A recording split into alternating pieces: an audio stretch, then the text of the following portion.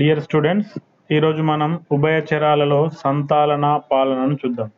తల్లిదండ్రులు తమ సంతానాన్ని రక్షించుకునే ప్రక్రియను సంతాలన పాలన అంటారు. The parents are look after their childrens is called parental care.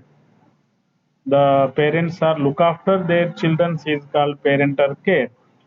తల్లిదండ్రులు తమ సంతానాన్ని రక్షించుకునే ప్రక్రియ. ఉభయచరాలలో సంతాలన పాలన బాగా అభివృద్ధి చెంది ఉంటుంది. సో ఇక్కడ these amphibians shows countless methods to protect their young ones. ఉభయచరాలలో సంతాన పాలన రెండు భాగాలుగా అధ్యయనం చేయొచ్చు. సో ఫస్ట్ ఏంటిదంటే, ఒకటేమో గూళ్ళను నిర్మించడం ద్వారా సంతానాన్ని రక్షించడం. ఫస్ట్ వన్ అంటే ఈ కప్పలు ప్రత్యేకంగా గూళ్ళను నిర్మించి తమ పిల్ల జీవులను రక్షిస్తూ ఉంటాయి. రెండవది ప్రత్యక్షంగా తల్లిదండ్రులు రక్షణ కల్పించడం. రెండో పద్ధతి ఏంది, డైరెక్ట్ తల్లిదండ్రులు ప్రత్యక్షంగా పాల్గొని రక్షణ కల్పిస్తాయి. సో ఫస్ట్ వన్ చూసుకున్నట్లయితే గూళ్ళను నిర్మించడం ద్వారా రక్షణ కల్పించడం. తల్లిదండ్రులు తమ సంతానాన్ని రక్షించుకోవడం కోసం వివిధ రకాల గూళ్ళను నిర్మించి వాటిలో గుడ్లను విడుదల చేస్తాయి. సో ఏం చేస్తాయి, గూళ్ళను నిర్మించి గుడ్లను విడుదల చేస్తాయి. సో ఉభయచర 4 రకాల గూళ్ళను నిర్మిస్తాయి. ఉభయచరాలు 4 రకాల గూళ్ళను నిర్మించడం జరుగుతుంటుంది. సో ఫస్ట్ వన్ బురద గూళ్ళు. సో హైలా ఫేబర్ అనే బురద కప్ప అనే ఆడకప్ప మడుగు లోతు తక్కువ గల భాగంలో గుండ్రని గూడును ఏర్పరుస్తుంది. సో ఈ గూడు చుట్టూ బురదతో గోడను నిర్మిస్తుంది. సో తక్కువ లోతు గల మడుగులోకి వెళ్ళి సో అక్కడ ఏం చేస్తుందంటే ఒక గూడు నిర్మించి ఆ గూడు చుట్టూ బురదతో గోడను ఏర్పరుస్తుంది. గూడు మధ్య భాగంలో ఆడకప్ప తన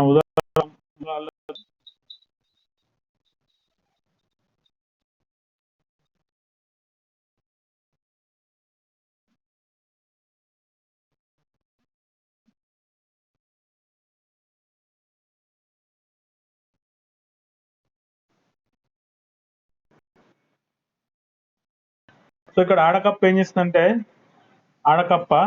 సో ముంగాల ఆధారంతో లోపల నునుపుగా చేసి సో గుండ్రని డింబకాలయ్యేంత వరకు దానిలో నుంచి గుడ్లను పెట్టి కాపాడుతుంది. వర్షాలు పడగానే గూళ్ళు నీటితో నిండిపోయి డింబకాల నీటిలోకి విడుదలవుతాయి. సో ఈ విధంగా బురద గూళ్ళ ద్వారా మనం వీటిలో సంతాలన పాలనను మనం సాధారణంగా చూడొచ్చు. సో నెక్స్ట్ వన్ చూసుకున్నట్లయితే సో చెట్టు గూడు. సో ఇక్కడ మనకు చెట్ల గూళ్ళు కనుక చూసుకున్నట్లయితే ఫిల్లోమెడ్యూసా, ట్రైటాన్, కైరోమాంటిస్ అనే కప్పలు చెట్ల మీద నివసిస్తాయి. ఇవి నీటి మీద వేలాడుతూ ఉండే చెట్ల కొమ్మలపై గూళ్ళను నిర్మించి వీటిలో గుడ్లను పెడతాయి. గుడ్లు అభివృద్ధి చెంది డింబకాలు కాగానే నీటిలో పడిపోయి రూపవిక్రియ చెంది ప్రౌఢజీవులుగా మారతాయి. ఫిల్లోమెడ్యూసా, ట్రైటాన్, కైరోమాంటిస్ అను కప్పలు చెట్ల మీద నివసించి చెట్ల ఆకుల మధ్య గూళ్ళు నిర్మించి వాటిలో గుడ్లు పెడతాయి. గుడ్లు అభివృద్ధి చెంది గుడ్లు డింబకాలు కాగానే నీటిలోకి పడిపోయి రూపవిక్రియ. అంటే ముఖ్యంగా బావుల పై భాగం లోపల కింద బావి ఉంటుంది, పైన చెట్లు ఉంటుంది. ఆ చెట్ల పైన నివసించి ఆ చెట్ల ఆకుల మధ్య గూళ్ళను నిర్మించి వాటిలో గుడ్లు పెడతాయి. గుడ్లు పెట్టిన తర్వాత సో గుడ్ల నుండి డింబకాలు పగిలిన తర్వాత ఈ గూడు నుండి డింబకాలు డైరెక్ట్ నీటిలో పడిపోయి రూపవిక్రియ చెంది ప్రౌఢజీవులుగా మార్పు చెందుతాయి. Next third one foam nests. So వీటిని మనం ఏంటంటే నురగ గూళ్ళు అంటాం.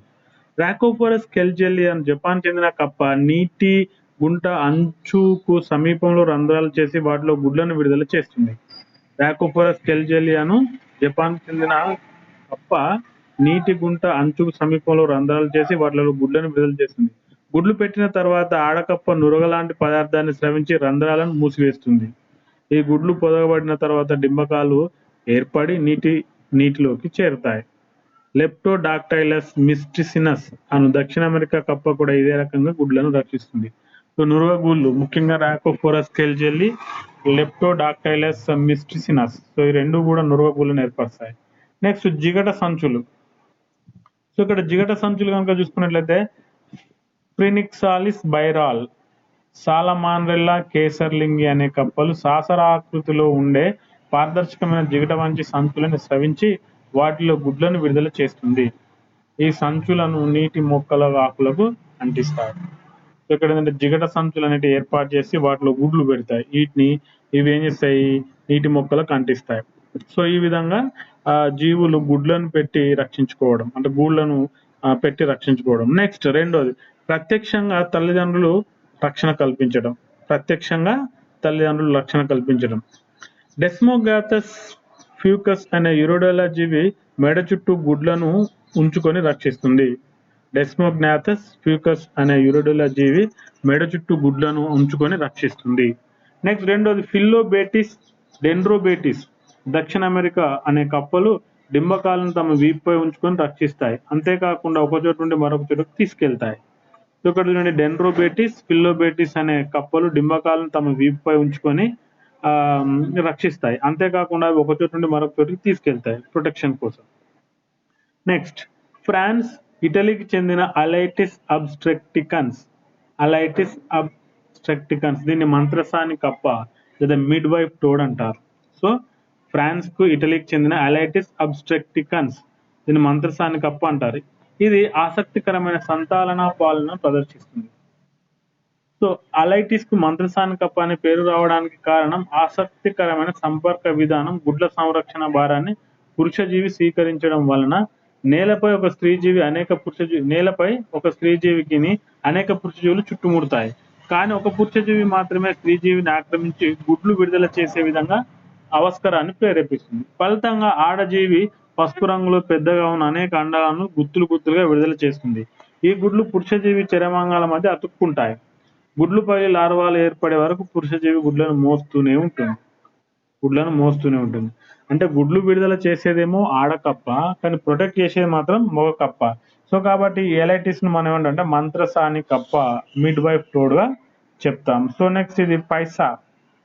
సో ఇది ఏం చేస్తుంటే తమ దేహంపై రంధ్రాలు ఉంటాయి. ఆ గుంటలలో ఇక్కడ ఏంటంటే దీని యొక్క అవస్కరం తిరగబడి గుడ్లను యొక్క ఫలదీకరణ చెందిన గుడ్లను దీంట్లోకి ప్రవేశపెట్టడం జరుగుతుంది. సో ఈ విధంగా మనకు పైపాలో ప్రత్యేకమైన సంతాలన పాలనను మనం చూడొచ్చు. నెక్స్ట్ ఐలా జియోల్టీ అనే ఆడకప్ప వీపు పైన గుడ్లను ఉంచుకొని రక్షిస్తుంది. ఐలా జియోల్డీ అనే ఆడకప్ప వీపు పైన గుడ్లను ఉంచుకొని రక్షిస్తుంది. సో నోటోట్రిమా మార్స్పియం అనే శిశుకోశ కప్ప సో తన వీపు పైన ఉన్న ఒకే సంచిలో గుడ్లను ఉంచుకుంటుంది. నోటోట్రిమా మార్స్పియం. నెక్స్ట్ పైపా అనే ఆడకప్ప వీపు భాగంలో చర్మం మందమైన చిన్న సంచులుగా ఏర్పడతాయి. ఆ సంచుల్లో గుడ్లను విడుదల చేస్తుంది. స్త్రీజీవి అవస్కరం బయటకు వచ్చి స్త్రీజీవి వీపు భాగంలో గల సంచులలో గుడ్లను విడుదల చేస్తుంది. సో ఈ విధంగా ఏంటంటే గుడ్లు కప్ప వీపు పై భాగంలో ఉంటాయి. సో ఇక్కడ శుక్రకణాలు చెల్లిస్తాయి బాహ్య ఫలదీకరణ కాబట్టి అండాలను చేరి ఫలదీకరింపజేయడం సాధారణంగా చూస్తాం. నెక్స్ట్ రైనోడెర్మా డార్విన్ లో గుడ్లు స్వరకోశాలలో ఉండి రక్షణ పొందుతాయి.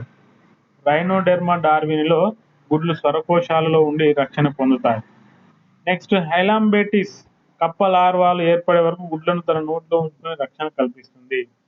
సో హైలాంబేటిస్ అనే కప్ప లార్వాలను సో ఏం చేస్తుంది, గుడ్లు ఏర్పడే వరకు కప్ప లార్వాలు ఏర్పడే వరకు గుడ్లను తన నోట్లో ఉంచుకొని రక్షణ కల్పిస్తుంది. నెక్స్ట్ రాకోఫోరస్ రెటిక్యులేటస్ అనే కప్ప ఉదర భాగానికి గుడ్లను అతికి ఉంచుకొని సంతాలన పాలన జరుపుతుంది. రాకోఫోరస్ రెటిక్యులేటస్ అనే కప్ప ఉదర భాగానికి గుడ్లను అతికించుకొని సంతాలన పాలన చేస్తుంది. నెక్స్ట్ ఎపోడాకు చెందిన ఇక్థియోఫిస్ సిసిలియన్ గుడ్లను చుట్టుకొని అవి పొదిగే వరకు రక్షిస్తూ ఉంటాయి. నెక్స్ట్ కొన్ని ఉభయచరాలు శిశుత్పాదకాలు కొన్ని జీవుల్లో గుడ్లను స్త్రీబీజ వాయకాల లోపల అభివృద్ధి చెందిన తర్వాత నేరుగా డింబకాలను బయటకు విడుదల చేస్తాయి. సో ఎగ్జాంపుల్ నెక్టోఫ్రినాయిడ్, సూడోఫ్రినాయిడ్ లాంటి కప్పలు, సాలమాండ్రా అట్రాలాంటి సాలమాండ్రాలు, క్రిప్టోనెక్టస్ వంటి ఎపోడన్లు ఈ విధంగా డైరెక్ట్ గా మనం సంతాలన పాలన చేయడం మనం సాధారణంగా చూస్తాము. సో ఈ విధంగా ఏంటంటే ఈ జీవుల లోపల ప్రొటెక్షన్ అనేది ఉండడం జరుగుతుంటుంది. సో ఈ విధంగా కొన్ని మనకు జీవుల్లో ప్రొటెక్షన్ అనేది ఏ విధంగా ఉందో మనం కొన్ని స్క్రీన్ షాట్స్ చూద్దాము.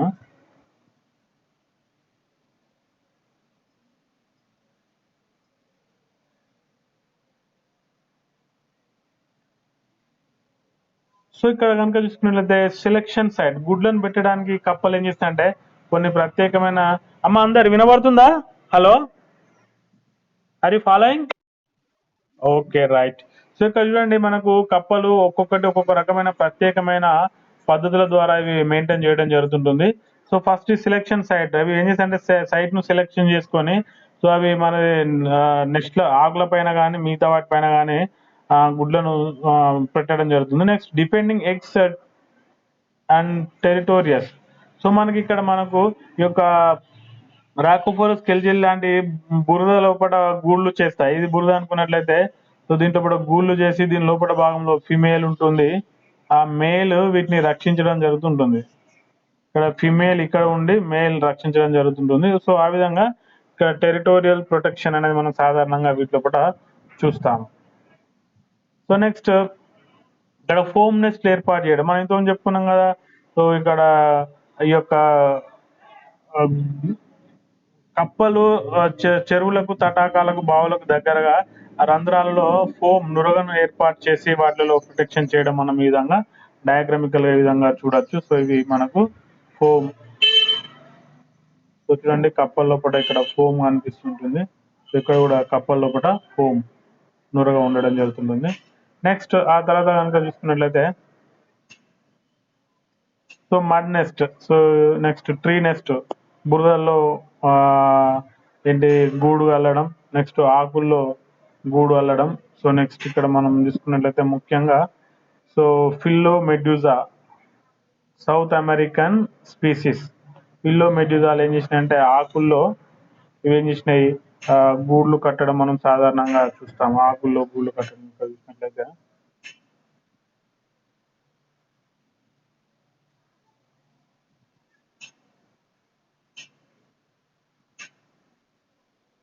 సో ఆకుల్లో గూళ్ళు కట్టడం. నెక్స్ట్ ఇంకోటి కనుక చూసుకున్నట్లయితే మరి బురదలో గూళ్ళు కట్టడం మనం ఇక్కడ చూస్తాము.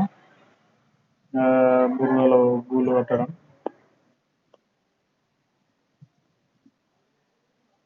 నెక్స్ట్ వన్ చూసుకున్నట్లయితే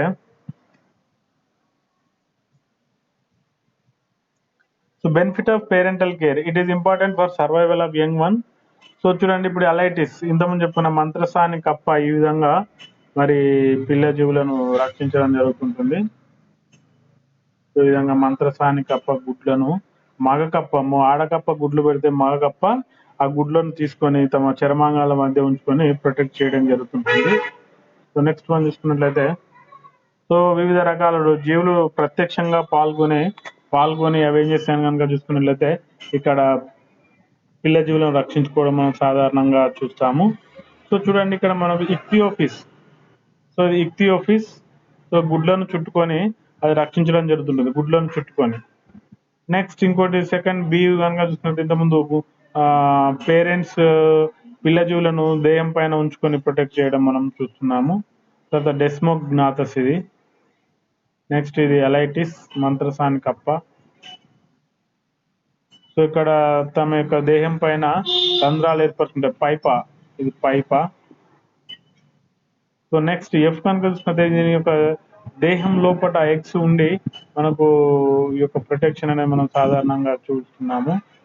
నెక్స్ట్ ఆ తర్వాత ఈ యొక్క రైనోడెర్మా డార్విని తమ స్వరకోశాలలో పిల్ల జీవులను ఉంచుకుంటాయి. స్వరకోశాలలో పిల్ల జీవులను ఉంచుకోవడం మనం సాధారణంగా చూస్తాం. సో ఇది వివిధ రకాల పైపాలు. సో ఈ విధంగా ఏంటంటే జీవులు ప్రత్యక్షంగా పాల్గొని పిల్ల జీవులను రక్షించడం మనం దీంట్లో చూస్తాం. సో ఇది మనకేంటంటే పేరెంటల్ కేర్. నెక్స్ట్ ఇక్కడ చూడండి వివిధ రకాల కప్పలు ఏ విధంగా మరి తమ పిల్ల జీవులను ప్రొటెక్ట్ చేస్తున్నాయో.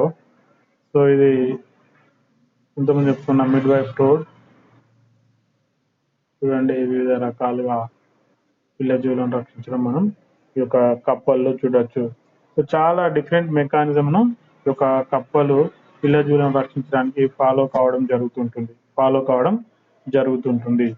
ఓకే, నెక్స్ట్ వన్ చూసుకున్నట్లయితే మనకు ఇంకా ఇక్కడ పేరెంటల్ కేర్ లోపల ఇది చూసాము. తర్వాత నెక్స్ట్ ఇంకోటి ఏంటంటే నియోట్ అని.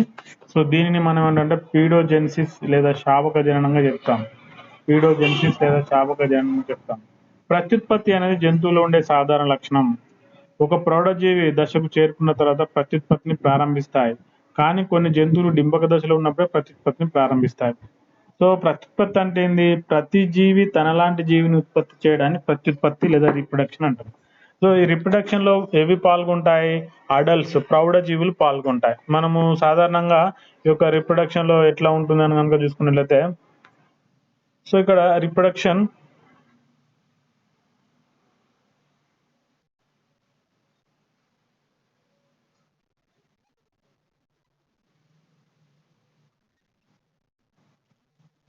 ప్రత్యుత్పత్తి. సో ఇవేం చేస్తాయంటే బీజ కణాలను విడుదల చేస్తాయి.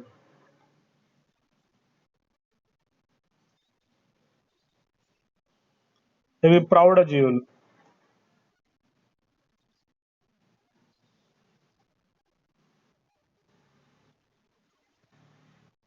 ప్రౌఢ జీవులు ఏం చేస్తాయి? బీజ కణాలను విడుదల చేస్తాయి. అవేంటి అంటే ఒకటి అండం, రెండోది శుక్రకణం. సో ఈ రెండు కలవడం వల్ల ఏం ఏర్పడుతుంది? జైగోట్ ఏర్పడుతుంది.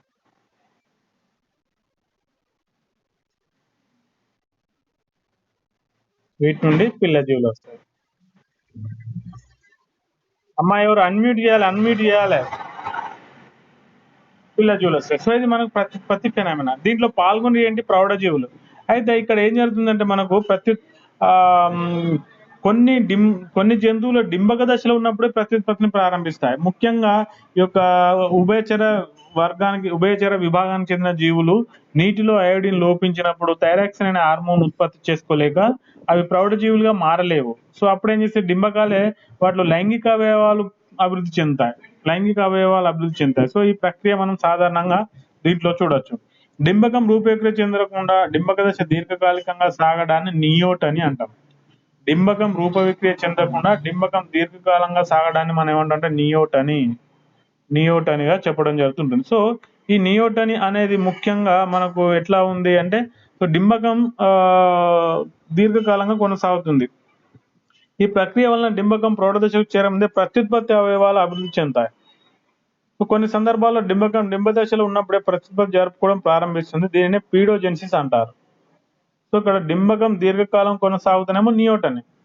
ఈ నియోటని గల జీవులు జరిపే ప్రత్యుత్పత్తిని పీడోజెన్సిస్ లేదా శాపక జననం అంటాం. నియోటని లేదా పీడోజెన్సిస్ అనే పదాలు కాన్వాల్ అనే శాస్త్రవేత్త ప్రతిపాదించాడు. నియోటనిని సాధారణంగా ఈ క్రింది ఉభయచరాల్లో చూడొచ్చు. వేటిలో చూడొచ్చు అంటే యాక్సోలోటల్ లార్వా. సో దీంట్లో చూడొచ్చు యాక్సోలోటల్ లార్వా. సో దీంట్లో మనం చూడొచ్చు యాక్సోలోటల్ లార్వా. నెక్యురస్ దీన్ని మడిపప్పి అంటాం. ప్రోటియస్ దీన్ని అందబావురం అంటాం. అంటే దీనికి కళ్ళు ఇది గుహల్లో ఉంటుంది, దీని కళ్ళు క్షీణించి ఉంటాయి. Next siren. సో మనకు ఏంటంటే నియోటని అనేది యాక్సోలోటల్ లార్వా, నెక్యురస్, ప్రోటియస్, సైరన్ అనే వాటిలో ఉంటుంది. నెక్స్ట్ ఇక్కడ ఫస్ట్ యాక్సోలోటల్ లార్వా కనుక తీసుకున్నట్లయితే యాక్సోలోటల్ లార్వా యాక్సోలోటల్ ఆంబ్లిస్టోమా టైగ్రినం, దీన్ని టైగర్ సాలమాండర్ అంటాం. యాక్సోలోటల్ యొక్క డింబకం, సో ఇది మొదటగా యాక్సోలోటల్ ను ప్రౌఢ యూరోడీల్ గా పరిగణించారు, కానీ క్యూవియర్ దీనిని యూరోడీల్ లార్వాగా గుర్తించారు. సో యాక్సోలోటల్ డింబకం అనేది ఆంబ్లిస్టోమా అది. సో తర్వాత డుహెరిన్ అనే శాస్త్రవేత్త యాక్సోలోటల్ రూపక్రియ చెంది ప్రౌఢజీవిగా మారుతుంది అని నిరూపించాడు. సో యాక్చువల్ ఏంటంటే యాక్సోలోటల్ ఈ యొక్క ఆంబ్లిస్టోమా డింబకం అనేది యాక్సోలోటల్ లార్వా. సో ఈ లార్వా అది రూపవిక్రియ చెంది ఆంబ్లిస్టోమాగా మారుతుంది అని నిరూపించారు. సో ఎవరు? మనకు ఈ యొక్క డుహెరిల్. యాక్సోలోటల్ డింబకం క్రింది లక్షణాలను కలిగి ఉంటుంది. సో అది కొన్ని లక్షణాలను కలిగి ఉంటుంది, అవేంటో చూద్దాం. యాక్సోలోటల్ అమెరికా మరియు మెక్సికో దేశాల చెరువులు మరియు నదులలో నివసించే జలచర డింబకం. దేహం, తల, మొండెం, తోక భాగాలను కలిగి ఉంటుంది. తలకు ఇరువైపులా 3 జతల శాఖాయుత బాహ్య మొప్పలు ఉంటాయి. సో ఈ బాహ్య మొప్పలు ఉండడం యూరోడిలా జీవుల యొక్క లక్షణం. మొండానికి 2 జతల అంగాలు, పూర్వచర్మాంగాలు సమానంగా ఉంటాయి. తోక పుచ్చవాజంగా ఉంటుంది. స్త్రీ పురుష జీవులు వేరువేరుగా ఉంటాయి. యాక్సోలోటల్ 6 నెలల్లోనే లైంగిక పరిణతి చెందుతుంది. సో ఫలదీకరణం అంతర్గతంగా జరుగుతుంది. యాక్సోలోటల్ లార్వా చల్లని నీటిలో ఉన్నప్పుడు థైరాయిడ్ గ్రంథి థైరాక్సిన్ హార్మోన్ ఉత్పత్తి చేయదు. దీని వలన యాక్సోలోటల్ రూపక్రియ చెందదు. సో చూడండి ఇక్కడ థైరాయిడ్ గ్రంథి మనకు అంటే చల్లని నీటిలో ఉన్నప్పుడు తక్కువ ఉష్ణోగ్రత వద్ద థైరాక్సిన్ ఉత్పత్తి కాదు. సో ఈ యొక్క యాక్సిలేటల్ డింబకం జీవితాంతం కొనసాగుతుంది, డింబక దశ కొనసాగుతుంది. సో అప్పుడు ఏమవుతుంది, ప్రత్యుత్పత్తి అవయవాలు అభివృద్ధి చెంది ప్రత్యుత్పత్తి జరుపుకుంటాయి. ఒకవేళ యాక్సిలోటల్ వేడి నీటిలో ఉన్నట్టయితే అది రూపవిక్రియ చెంది యాంబ్లిస్టోమా అవుతుంది, రూపవిక్రియ చెంది యాంబ్లిస్టోమా. సో ఒకవేళ యాక్సిలోటల్ లార్వాను వేడి నీటిలోకి మార్చినప్పుడు రూపవిక్రియ జరిగి యాక్సిలోటల్ లార్వా భూచర ప్రౌఢజీవిగా మారుతుంది. అందువలన యాక్సిలోటల్ ను వైకల్పిక నియోటని అంటారు.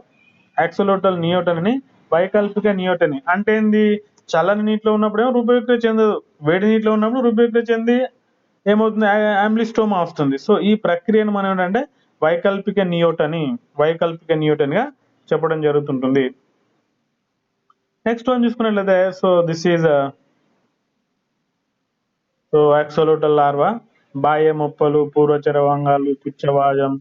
ఓకే, సో ఇది మనకు చూడండి భాగాలు కనుక చూసుకున్నట్లయితే, బాహ్య మొప్పలు ఇవి యూరోడిలా జీవుల ముఖ్య లక్షణం. పూర్వ చర్మాంగాలు సమానంగా ఉంటాయి, పుచ్చవాజం కలిగి ఉండడం జరుగుతుంటుంది, తోక ఉంటుంది, తల ఉంటుంది. ఓకే, సో నెక్స్ట్ వన్ చూసుకున్నట్లయితే నియోటని రకాలు.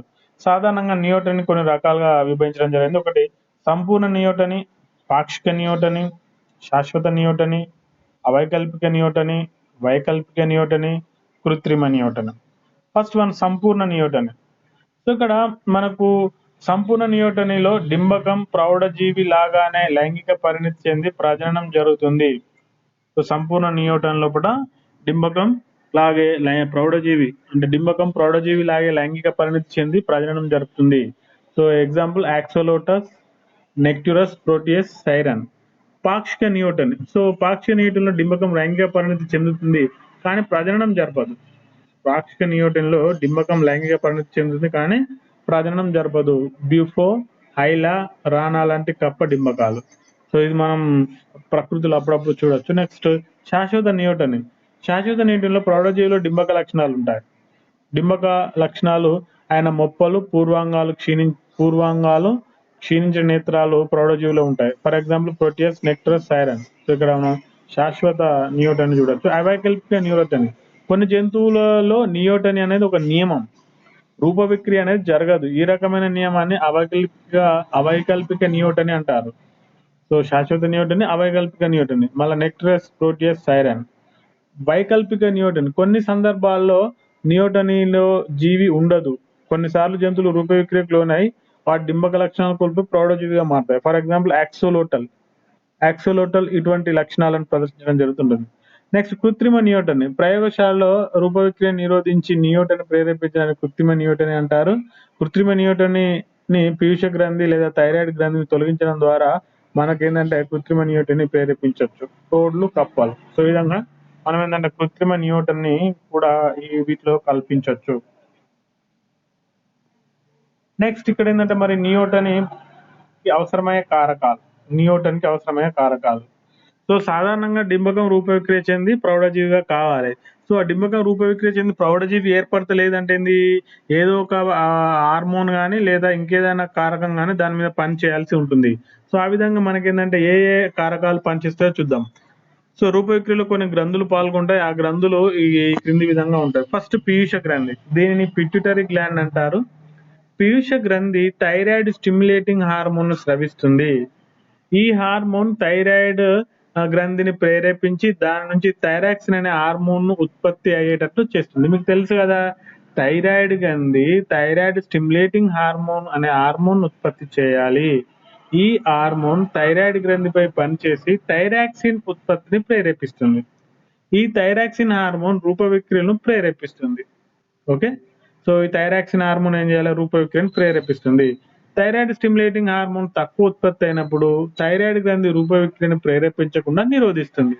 దీని వలన లార్వా నియోటనిలో ఉంటుంది.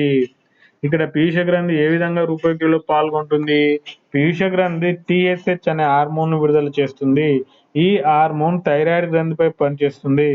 థైరాయిడ్ గ్రంథి థైరాక్సిన్ ను విడుదల చేస్తుంది. ఈ థైరాక్సిన్ జీవిని డింబకాన్ని రూపవిక్రియ జరిగేటట్లు ప్రేరేపిస్తుంది. TSH తక్కువ విడుదలైనట్లయితే థైరాయిడ్ గ్రంథి యాక్టివేట్ కాదు, రూపవిక్రియ జరిగేటట్లు ప్రేరేపించదు. రెండోది థైరాయిడ్ గ్రంథి. థైరాయిడ్ గ్రంథి కావలసినంత థైరాక్సిన్ హార్మోన్ ఉత్పత్తి చేయకపోతే రూపవిక్రియ నిరోధించబడి నియోటనిలోనే ఉంటుంది. ఫర్ ఎగ్జాంపుల్ మనకు థైరాయిడ్ హార్మోన్ T3 T4 2 రూపాల్లో ఉంటుంది. ట్రై అయోడోటైరోనిన్, టెట్రో అయోడోటైరోనిన్. ఓకే. సో మరి నీటిలో అయోడిన్ లోపించినప్పుడు థైరాక్సిన్ ఉత్పత్తి కాదు. పీయూష గ్రంథి థైరాయిడ్ స్టిమ్యులేటింగ్ హార్మోన్ ఉత్పత్తి చేసింది. అది పీయూష గ్రంథిని ప్రేరేపిస్తుంది. కానీ నీటిలో అయోడిన్ లేదు. కాబట్టి ఇక్కడ ఏముంది, థైరాక్సిన్ ఉత్పత్తి కాదు. మూడోది అయోడిన్ లోపించడం. ఉభయచరాల డింబకాలు నీటిలో నివసిస్తున్నప్పుడు అయోడిన్ లోపిస్తే నియోటనిన్లు కూడా ఉంటాయి. ఇంతకుముందు చెప్పుకున్నది కదా. తక్కువ ఉష్ణోగ్రత వద్ద రూపవిక్రియ నిరోధించి జీవిని నియోటన్లో ఉంచుతుంది. ఉదాహరణకు యాక్సిలోటల్ లార్వా చల్లని నీటిలో ఉన్నప్పుడు రూపవిక్రియ నిరోధించబడుతుంది. కానీ వేడి నీటిలో ఉన్నప్పుడు రూపవిక్రియ జరిగి ఏమవుతుంది, ప్రౌఢజీవి రావడం జరుగుతుంటుంది. నెక్స్ట్, అధిక ఆహారం మరియు నీరు ఉన్నప్పుడు లార్వాలో రూపవిక్రియ జరగకుండా ఉండి నియోటన్లో ఉంటుంది. సో ఇక్కడ ఏంటంటే అధిక ఆహారం ఉన్నప్పుడు ఇది రూపవిక్రియ జరుపుకోకుండా నియోటన్లోనే ఎక్కువ కాలం ఉండడం జరుగుతుంటుంది. నెక్స్ట్ ఇంకోటి హెటిరోక్రోని అనే ఇంకొక ప్రక్రియ కూడా మనం చూస్తాం, హెటిరోక్రోని. సో ఇక్కడ ఏంటంటే దేహంలోని ఏదైనా ఒక భాగం వేగంగా కానీ లేదా నెమ్మదిగా కానీ అభివృద్ధి చెందడాన్ని హెటిరోక్రోని అంటాం. దేహంలోని ఏదైనా భాగం వేగంగా కానీ లేదా నెమ్మదిగా కానీ అభివృద్ధి చెందడాన్ని హెటిరోక్రోని అంటారు. లార్వా నియోటన్లో ఉన్నప్పుడు మిగతా భాగాల కంటే ప్రత్యుత్పత్తి అవయవాలు వేగంగా అభివృద్ధి చెందుతాయి. సో ఇక్కడ ఏంటంటే లార్వా నియోటన్లో ఉన్నప్పుడు మిగతా అవయవాల కంటే ప్రత్యుత్పత్తి అవయవాలు వేగంగా అభివృద్ధి చెందుతాయి. సో ఈ విధంగా ఏంటంటే నియోటని అనేది ఉంటుంది. నియోటని లేదా శావక జననం. మనకు ఇన్ని రకాల నియోటని శావక జననాలు అనేటివి మనం సాధారణంగా చూస్తాం. సో ఇక్కడ మనం కనుక చూసుకున్నట్లయితే నియోటని అంటే ఏంటంటే ప్రత్యుత్పత్తి అనేది జంతువుల్లో ఉండే సాధారణ లక్షణం. ప్రౌఢ దశకు చేరుకున్న తర్వాత ప్రత్యుత్పత్తిని ప్రారంభిస్తాయి. కానీ కొన్ని జంతువుల డింబక దశలో ఉన్నప్పుడే ప్రత్యుత్పత్తిని ప్రారంభిస్తాయి. ఇక్కడ necessity is the mother of the invention. అవసరం ఏ పనైనా చేపిస్తుంది. ఇక్కడ జీవులకు ఏం జరుగుతుందంటే ఒక నిర్దిష్ట ఆవాసంలో, ఇంతకుముందు చెప్పుకున్నాగా మనకు ఈ యొక్క అమెరికాలోని నదుల్లో అమెరికా మరియు మెక్సికో దేశాల చెరువుల్లో, నదుల్లో యాక్సోలోటల్ ఆంబ్లిస్టోమా ఉంటుంది. ఈ ఆంబ్లిస్టోమా నుండి ఏం ఏర్పడాలి, యాక్సోలోటల్ లార్వాలు ఏర్పడతాయి. ఇక్కడ మనం ఒకసారి కనుక డయాగ్రామ్ గా ఒకసారి మనం అనుకూలంగా చూసుకున్నట్లయితే ఆంబ్లిస్టోమా,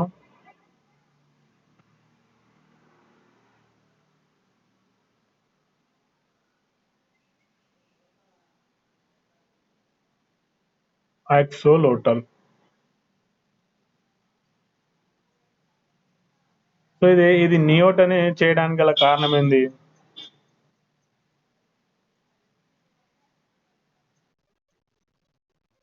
వినబడుతుందమ్మా?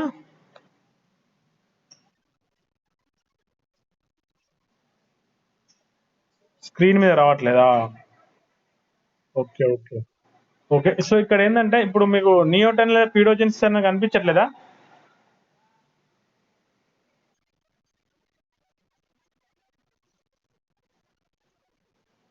ఓకే మీకు అది వస్తుందా?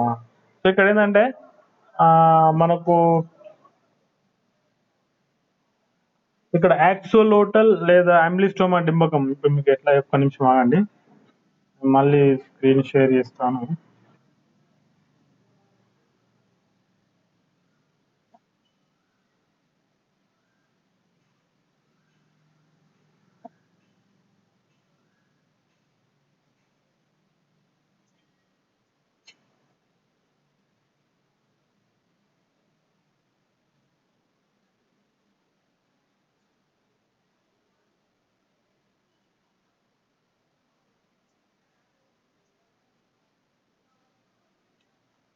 సో ఇప్పుడు ఉభయచర్యల్లో సంతాన పాలన అది కనిపిస్తుందా?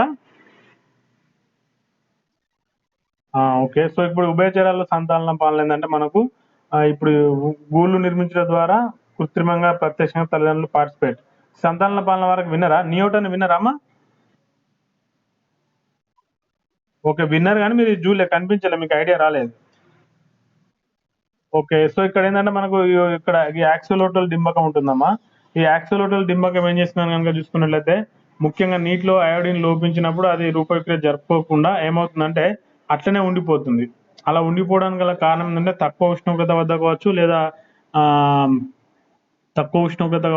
లేదా నీటిలో అయోడిన్ లోపించడం కావచ్చు, మిగతా కారకాలు కూడా ప్రేరేపించబడి అది డింబకం అదే విధంగా కొనసాగి ప్రత్యుత్పత్తి అవయవాలను ఏర్పరచుకుంటుంది. సో ఈ ప్రక్రియని మనం ఏంటంటే నియోటనీ లేదా శావక జననం పీడోజెనిసిస్ గా చెప్తాం.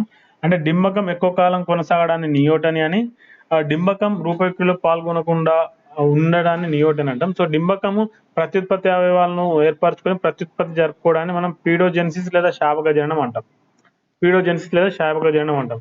సో ఆంబ్లియోస్టోమా పెద్ద మనకు అది యూరోడిలా రకానికి చెందిన జీవి లాగా ఉంటుంది. సో ఇక్కడ మనకు నియోటన్ రకాలు కనుక చూసుకుంటే సంపూర్ణ నియోటనీ, పాక్షిక నియోటనీ, శాశ్వత నియోటనీ, అవైకల్పిక నియోటనీ, వైకల్పిక నియోటనీ, తర్వాత కృత్రిమ నియోటనీ.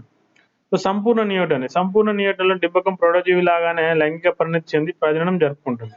డింబకం ప్రౌఢజీవి లాగానే పరిణతి చెంది లైంగిక ప్రత్యుత్పత్తి జరుపుకుంటుంది. యాక్సోలోటల్, నెక్టరస్, ప్రోటియస్, సైరన్. పాక్షిక నియోటన్లో డింబకం లైంగిక పరిణతి చెందుతుంది కానీ ప్రజననం చెందదు. అంటే ప్రత్యుత్పత్తి అవయవాలను ఏర్పరచుకుంటుంది కానీ ప్రజననం చెందదు. ఎగ్జాంపుల్ ఏంటి? బుఫో, హైలా. నెక్స్ట్ శాశ్వత నియోటన్లో ప్రౌఢజీవిలో డింబకాలు ఉంటాయి. ప్రౌఢజీవిలో డింబక లక్షణాలు ఉంటాయి.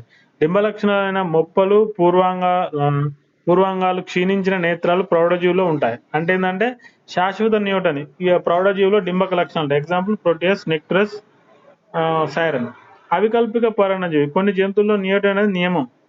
సో ఈ రూపవిక్రియ అనేది జరగదు, ఇలా జరగదు అంతే. నెక్టరస్, ప్రోటియస్, సైరన్ ఇది సందర్భాన్ని బట్టి. వైకల్పిక నియోటనీ సో కొన్ని సందర్భాల్లో జీవిలో నియోటనీ ఉండదు. కొన్ని జంతువులు రూపవిక్రియలోనే ప్రౌఢజీవులు ఏర్పడతాయి. యాక్సోలోటల్. కృత్రిమ నియోటనీ మనం ప్రయోగశాలలో అయోడిన్ లోపించినట్టు చేయడం, లేదా థైరాక్సిన్ హార్మోన్ ఉత్పత్తి కాకుండా చేయడం, లేదా థైరాయిడ్ స్టిమ్యులేటింగ్ హార్మోన్ ఉత్పత్తి కాకుండా చేసి డింబకాన్ని నియోటన్లో ఉంచడం. నెక్స్ట్ నియోటన్కి కారణమయ్యే కారకాలు. సో థైరాయిడ్ గ్రంథి ఏం చేయాలి? థైరాయిడ్ స్టిమ్యులేటింగ్ హార్మోన్ విడుదల చేస్తుంది. ఇది థైరాయిడ్ గ్రంథిని ప్రేరేపించడం వల్ల. పీయూష గ్రంథి ఇది ఏం చేస్తుంది? సో పీయూష గ్రంథి ఏం చేస్తుంది అంటే TSH ను ఉత్పత్తి చేస్తామా. ఇది ఏం చేస్తుంది? TSH థైరాయిడ్ గ్రంథిపై పనిచేస్తుంది. ఇది దేన్ని? థైరాయిడ్ గ్రంథిని ప్రేరేపిస్తుంది. అదేమో ఏం చేయాలి? థైరాక్సిన్ ఉత్పత్తి చేయాలి. ఇదేం చేస్తుంది? రూపవిక్రియను ప్రేరేపిస్తుంది. సో ఈ TSH తక్కువ ఉత్పత్తి అయినా రూపవిక్రియ జరగదు కాబట్టి నియోటనీ. థైరాయిడ్ గ్రంథి ఏం చేయాలి? థైరాక్సిన్ హార్మోన్ ఉత్పత్తి చేయాలి. అయోడిన్ లోపించినా కూడా థైరాక్సిన్ ఉత్పత్తి కాదు, నియోటన్ ఆగిపోతుంది. తక్కువ ఉష్ణోగ్రత వద్ద కూడా రూపవిక్రియ నిరోధించబడుతుంది. ఎట్లా? థైరాక్సిన్ ఉత్పత్తి కాదు. ఆహారం అధికంగా ఉన్న రూపవిక్రియలో పాల్గొనకుండా అది నియోటన్లో ఉంటుంది. ఆహారం అధికంగా ఉన్నా కూడా రూపవిక్రియలో పాల్గొనకుండా నియోటన్లో ఉంటుంది. నెక్స్ట్ ఇంకొకటి హెటెరోక్రోనీ అనే ఒక ప్రత్యేకమైన ప్రక్రియను కూడా మనం చూడొచ్చు. హెటెరోక్రోనీ అనే ఇంకొక ప్రత్యేకమైన ప్రక్రియ. సో హెటెరోక్రోనీ అంటే ఏంటంటే దేహంలో ఏదైనా ఒక భాగం వేగంగా కానీ నెమ్మదిగా కానీ అభివృద్ధి చెందడాన్ని హెటెరోక్రోనీ అంటాం. ఇప్పుడు ఇంత డింబకం ఉంది. ఇప్పుడు ఈ డింబకం ఈ విధంగా ఉన్న డింబకంలో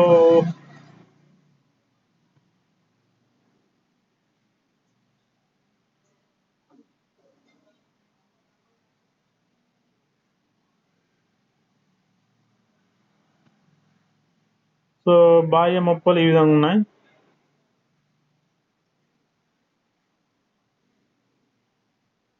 సో ఇది డింబకం. అయితే దీంట్లో మనకు అయోడిన్ లోపించిన, I2 లోపం ఉన్న, TSH లోపం ఉన్న, నెక్స్ట్ ఇంకోటి థైరాక్సిన్ లోపం ఉన్న, టెంపరేచర్ లో ఉన్నా కూడా, ఇంకా అధిక ఆహారం ఉన్నా కూడా, సో ఇన్ని కారకాలు కూడా డింబకాన్ని రూపవిక్రియలో పాల్గొనకుండా చేస్తాయి.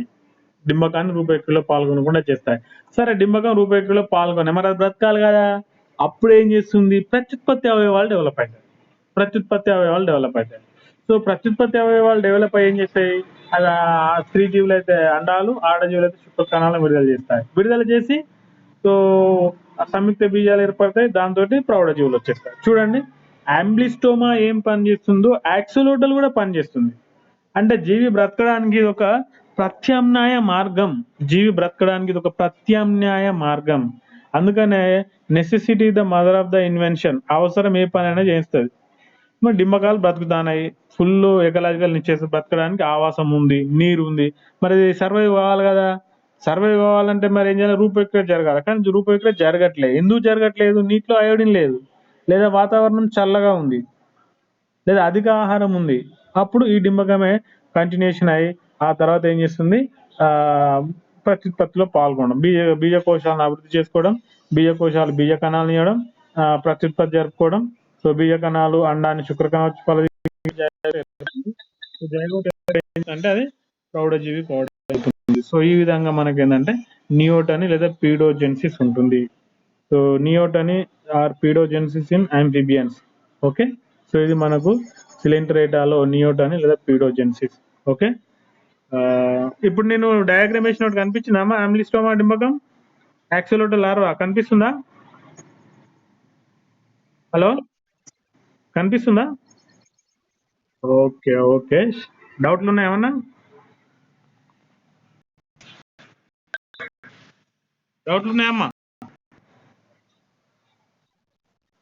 Okay, shall we stop here?